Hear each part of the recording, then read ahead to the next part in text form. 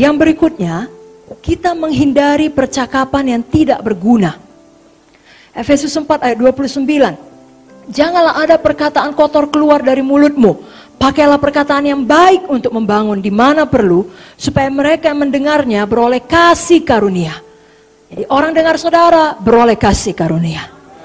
Orang dengar saudara, dia dibangunkan. Amsal 26 ayat 4. Jangan menjawab orang bebal menurut kebodohannya, supaya jangan engkau sendiri menjadi sama dengan dia. Jadi kalau ada orang lain masih sibuk dengan percakapan yang tidak berguna, tidak perlu diladeni.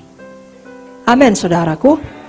Titus 3 ayat 9. Tetapi hindarilah persoalan yang dicari-cari dan yang bodoh. Persoalan silsilah, percekcokan, dan pertengkaran mengenai hukum Taurat. Semua itu tidak berguna dan sia-sia belaka. Ada beberapa hal nanti di sorga baru kita tahu jawabannya. Dan jangan habiskan waktu kita untuk membahas persoalan-persoalan yang tidak perlu. Tapi paling tidak yang paling mendasar, jangan kita melakukan pembicaraan mengenai dosa-dosa orang lain. Tadi kita sudah belajar, jangan buka rahasia orang lain. Itu hanya mengarah kepada dosa yang lebih besar lagi. Amin, saudara. Yang berikutnya, penguasaan lidah. Jangan gunakan bibir kita untuk menipu. Mazmur 17 ayat 1-3. Doa Daud. Dengarkanlah Tuhan perkara yang benar. Perhatikanlah seruanku. Berilah telinga akan doaku dari bibir yang tidak menipu. Daripadamu lah kiranya datang penghakiman. Matamu kiranya melihat apa yang benar. Bila engkau menguji hatiku, memeriksanya pada waktu malam dan menyelidiki aku, maka engkau tidak akan menemui suatu kejahatan. Mulutku tidak terlanjur. Kenapa? Karena hatinya pun benar. Apa yang berasal daripada mulut kita datang dari hati kita. Mazmur 120 ayat 2. Ya Tuhan, lepaskanlah aku daripada bibir dusta, daripada lidah penipu. Saudaraku, biarlah sebagai hamba Tuhan kita punya integritas. Orang dapat percaya apa yang kita katakan. Kalau ya, kita katakan ya. Kalau tidak, kita katakan tidak. Orang tidak curiga bahwasanya kita punya maksud yang tersembunyi. Kita tidak berbohong, kita tidak memiliki rencana yang jahat. Tapi hati kita murni. Dan memang itu dibutuhkan kalau kita mau melihat hari-hari yang baik dan umur yang panjang. Ya, saya bacakan Mazmur 34. Mazmur 34 ayat 13-14. Siapakah orang yang menyukai hidup, yang mengingini umur panjang untuk menikmati yang baik? Jagalah lidahmu terhadap yang jahat dan bibirmu terhadap ucapan-ucapan yang menipu. Amin, saudara. Kalau kita sudah salah, kita akui saja.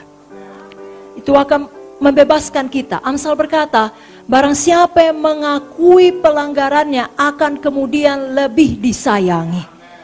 Justru orang, apalagi kalau saudara sebagai hamba Tuhan, orang akan sangat menghormati saudara. Karena walaupun kedudukan saudara tinggi, saudara jujur dan mau mengakui kesalahan saudara. Jangan demi menyelamatkan muka, kita jatuh dalam jebakan bohong, dusta, menipu. Karena satu dosa akan membawa kepada dosa lain. Sekali saudara bohong, saudara perlu bohong untuk menutupi kebohongan saudara. Dan kemudian perlu bohong lagi untuk menutupi kebohongan saudara. Lepaskan diri kita dari kebiasaan berbohong. Hamba Tuhan jujur, punya integritas. Amin, saudara.